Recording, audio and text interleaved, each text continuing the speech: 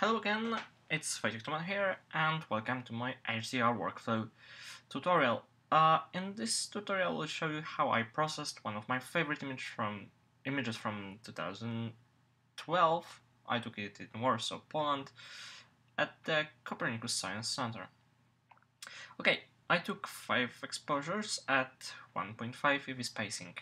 I was using a ultra-wide-angle lens, Canon 1022. And I took it during blue hour. Okay, so here are my photos.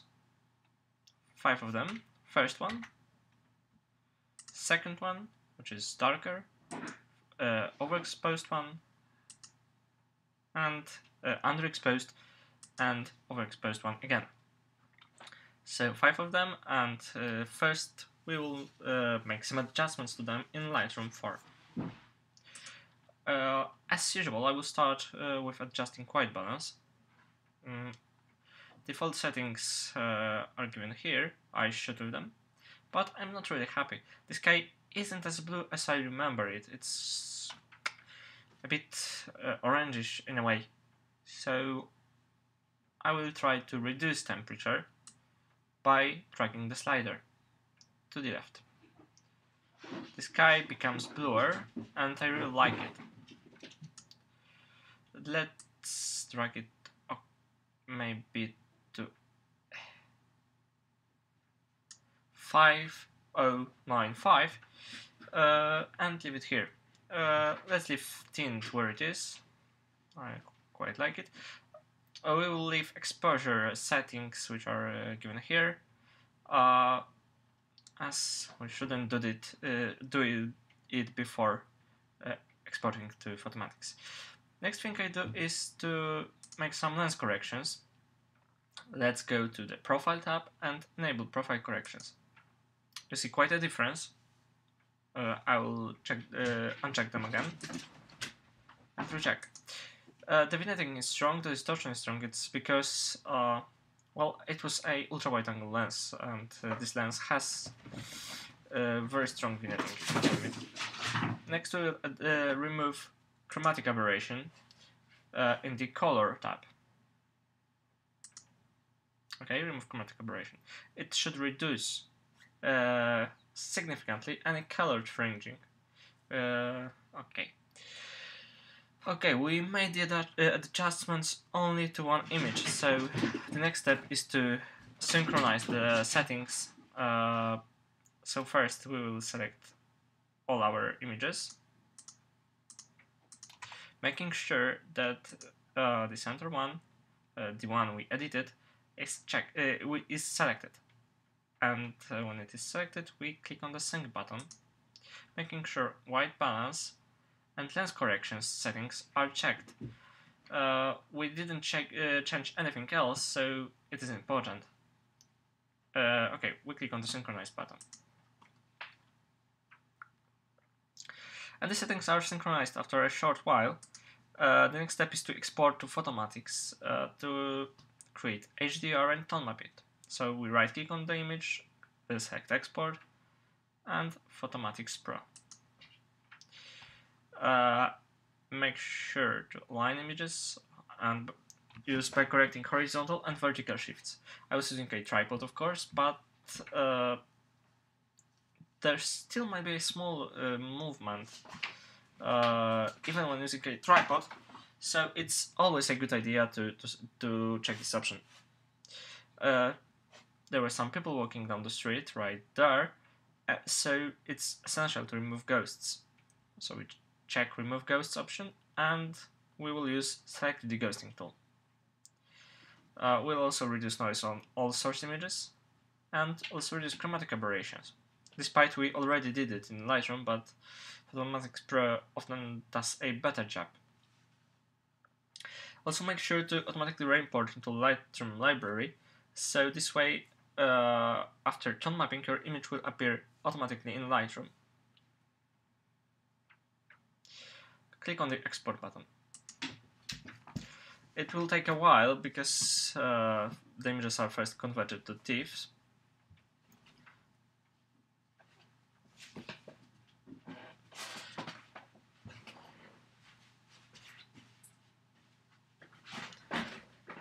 task is completed. The images are imported now into Photomatix Pro.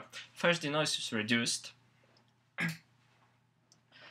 It takes a few seconds.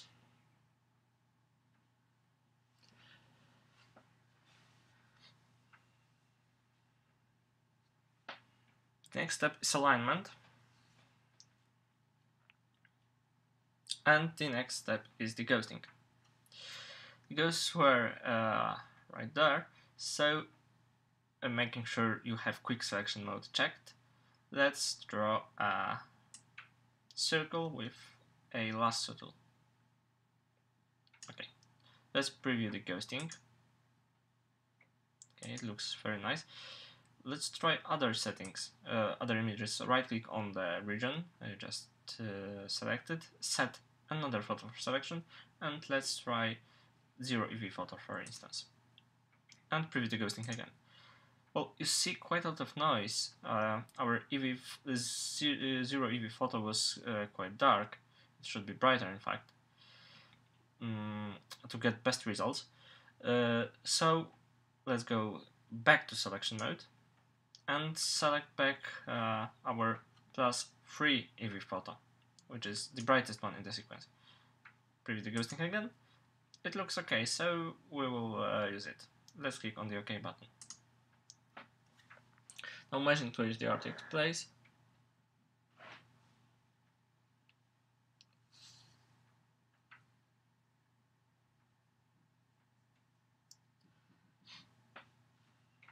And the final step is reducing chromatic aberrations. It takes quite a while, so it might be a good idea to uncheck this option if you want to preview your images, for instance. Okay, let's try different presets. There on the right. Let's try default, photographic, natural maybe, painterly. There are many halos here, so we won't use it for sure. One tip, you can switch between 1 and 2 column view for your presets by clicking on this button right here. Similarly, you can increase or decrease size of thumbnails by clicking on the button here.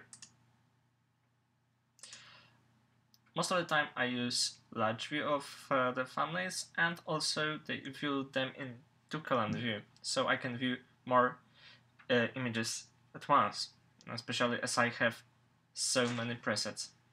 It's very essential for me.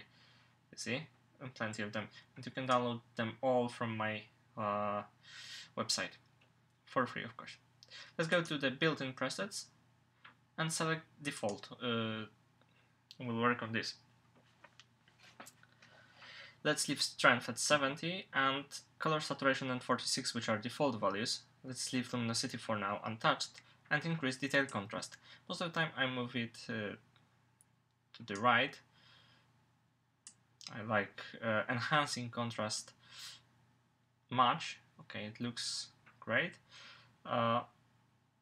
Let's unzoom. I will show you why. You see halos now? We didn't see them before, but as you decrease size of the image, they become more apparent.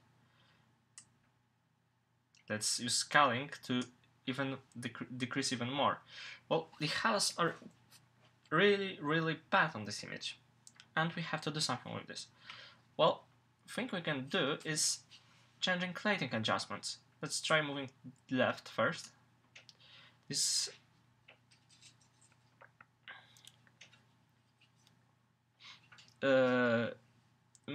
results in a even more surreal look. You see? Very strong halos. But let's go back to the default, which is 0. Oh, much better. And now move it to the right instead. The halos seem to disappear. Pretty nice, isn't it? The halos are barely visible at the moment, so we will use this setting. Now, we're not playing with halos anymore, so we can now go back to our large preview. And this is very simple to do. instead of clicking magnification button multiple times, which you can do it of course, it's enough to click on the fit button. And the image is fitted in the available space in the window. Next thing we will do is to decrease white point. As you see, the highlights become darker. It's similar to clipping, to white clipping in, for example, Lightroom. We'll leave black point untouched, same for gamma and temperature. We won't also modify advanced options, maybe apart from micro smoothing. So let's click somewhere in your image and the loop will appear. You see the window, it shows 100% magnification of your image. You see there is some noise. In this case, click somewhere else. You can preview details with it. Well, let's try increasing micro smoothing to decrease noise at this stage. Okay, the noise is smaller now, and I think we're done with Photomatix. So close the loop window and go back to Lightroom by clicking on the Save and Import button. The image will now appear in Lightroom after tone mapping is finished.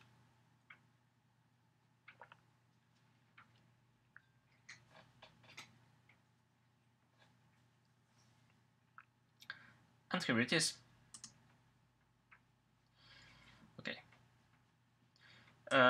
Move up. Okay. We'll now play a bit with settings. We'll make some basic adjustments in Lightroom. Sometimes I make more of them, but not today. The first thing I often do is to increase clarity. It makes the image better defined and more clear, as the name implies. You can go, well, just over the bar by moving to plus 100. It's definitely not the look I want to achieve. I stick to the values like plus 12, plus 20. It's still much better than the original image. You see? Quite a difference. And still the image looks natural, not grungy. One more thing I will do is to decrease highlights just a little bit to preserve details better. Okay. Well, I think it looks nice. Next step is to go into Photoshop. You can use Elements or CS. I will use Photoshop CS6. Let's go to it by right-clicking on the image, selecting Editing option, and then editing Adobe Photoshop. Now Photoshop is started. And as always, the first step is to reduce noise. Let's preview image at magnification. Well, the noise isn't that bad as you could think. Reducing noise in Photomatix and also using micro smoothing resulted in quite, well, low noise, but you can see it here, for example. It's still there. So let's duplicate our base layer by clicking Ctrl J or layer, duplicate layer. I will name this layer as denoised. And now I will go to Filter, Topaz Lapse, and Topaz Denoise 5.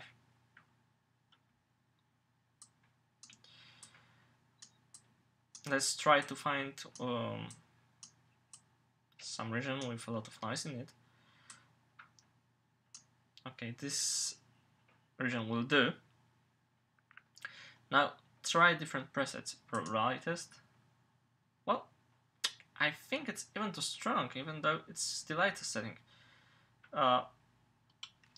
Let's look at the original image and on the preview. Well, the image looks now quite blurry, in fact.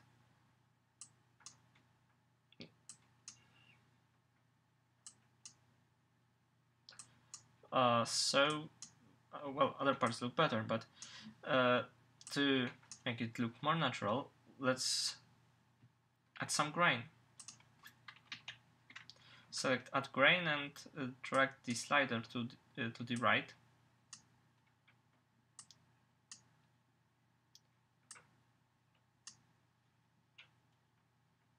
I think value of 0.14 will do. Let's see if denoising made any difference. Switch back to original and now preview. Well, it looks fairly well. The denoise isn't visible anymore, and by adding grain we made it, we made the reducing noise look natural, not blurry or too smooth. So we're done in denoise, and we need to go back to Photoshop. Click OK button. This will apply your changes. Well, it will take some time, of course.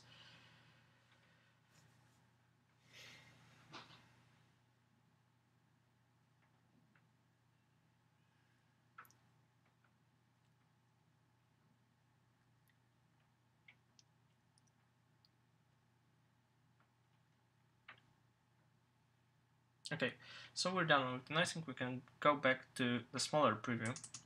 Let's say 25%.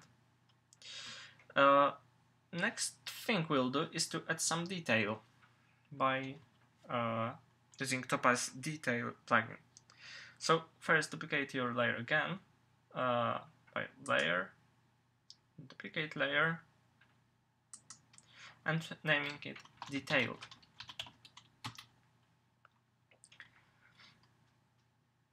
Okay, now go to Filter, Topaz Labs, and Topaz Detail 3. First, the image is analyzed by Topaz plugin, but then it will work very, very fast. It's just the preprocessing step. My favorite setting is in Creative Detail Collection, and it's Overall Detail Light 1. Let's increase zoom. You can toggle between original and preview image or before after by clicking on the space button on your keyboard. So let's press space and leave it. There's quite a difference, especially in the trees and in the structure of the building. You can try using other presets like Overall Detail Medium, but for me it looks slightly unnatural. So I will go with Overall Detail Light 1, as I mentioned earlier. And I will click on the OK button. The changes are now applied. The next step is to add some contrast and color. Well, the image is already quite colorful, but we can make it even more. So we'll again duplicate our layer. Remember about Ctrl-J key, or Command-J if you're on Mac. Layer, duplicate layer, and name it Adjusted, because we'll use Topaz Adjust to add this extra punch. You can go to Filter, Topaz Labs, Topaz Adjust 5. Let's go to Classic Collection, and let's try different settings. Brilliant Gold. Oh, well, I don't really know. Brilliant Warm. Well, this guy doesn't look good with this preset. Cool Tone. Cool Tone 2. Detail Light. Well, it doesn't differ much from Brilliant Gold, and I will use Brilliant Gold, I think. But I will make some adjustments to it. So let's go to Global Adjustments first. Adaptive Exposure. And let's first protect highlights. Increase it to, let's say, 0.05 or even more. This will make highlights darker and at the same time better preserved. Okay, you can try decreasing regions. to 1 or 8. Let's see the original image and our preview now. Oh, it looks better. It looks better in my opinion.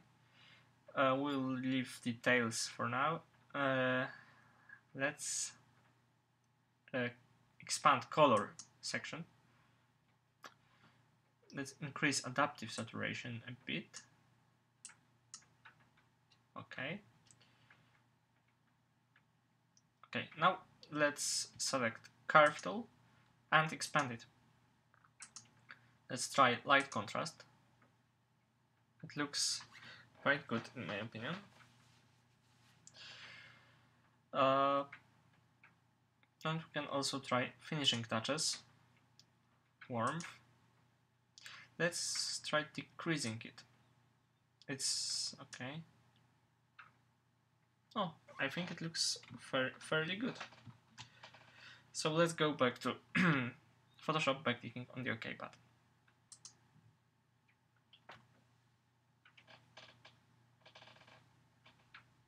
The Topaz Adjust now processes your image, and now it's done. Okay, let's check if there aren't any halos after using Topaz by decreasing size of the preview. Well, it isn't that bad. Of course, there are some small halos right here, but they aren't very noticeable. So we will go back to 25% preview. Okay. Now, next step is to make the sky a little bit darker. So we will create a new adjustment layer. Let's select curves and let's select darker. Now the sky looks better, darker. But we don't want everything in the image to be darker. So we will now select only the sky using quick selection tool. Just draw over your sky to select it. Okay.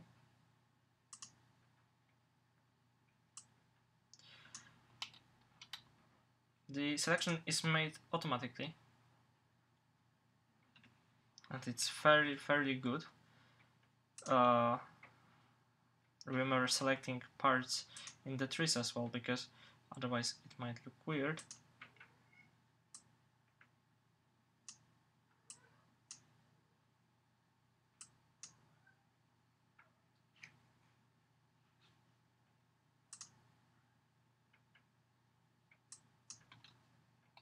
Okay, with your region selected, you can now create a mask out of it.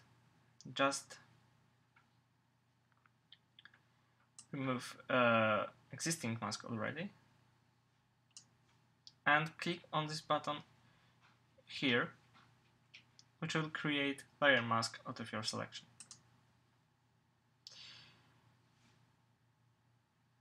Okay. Now, note the difference. Without mask it was looking like this, and now it looks like this. Okay, you can try making sky even darker if you want.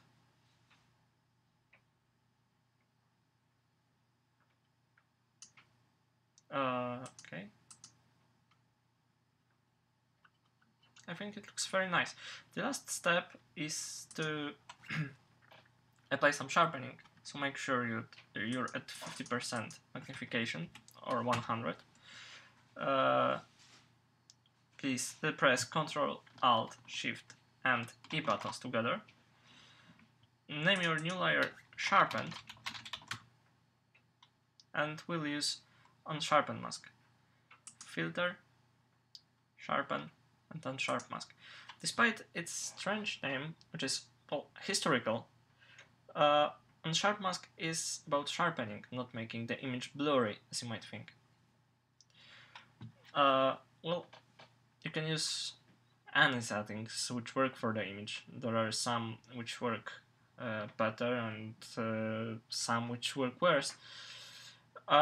In cases of structures and architecture shots, I usually use 100 for a mount or more. Then time you can preview if your sharpening makes any chance by clicking on the preview button. Let's increase the amount to 145, and let's toggle preview. It looks okay to me. We can try increasing radius. Generally speaking, for architecture shots, I try to use values around 1 to, let's say, 1.6. Let's try 1.4 in this case. It's a bit too much. You see the lines here doesn't look that good anymore. Let's say 1.2. It looks okay. Threshold is ensuring that no noise is being enhanced, as sharpening could increase noise, in fact. Generally speaking, using values larger than 3 or equal works best. For night shots, I try to use values from, let's say, 4 to 9. In this case, 5 looks quite okay. Let's click on the OK button. Now, unzoom your image. It looks like this, and I think we're done at this step, so thank you for watching.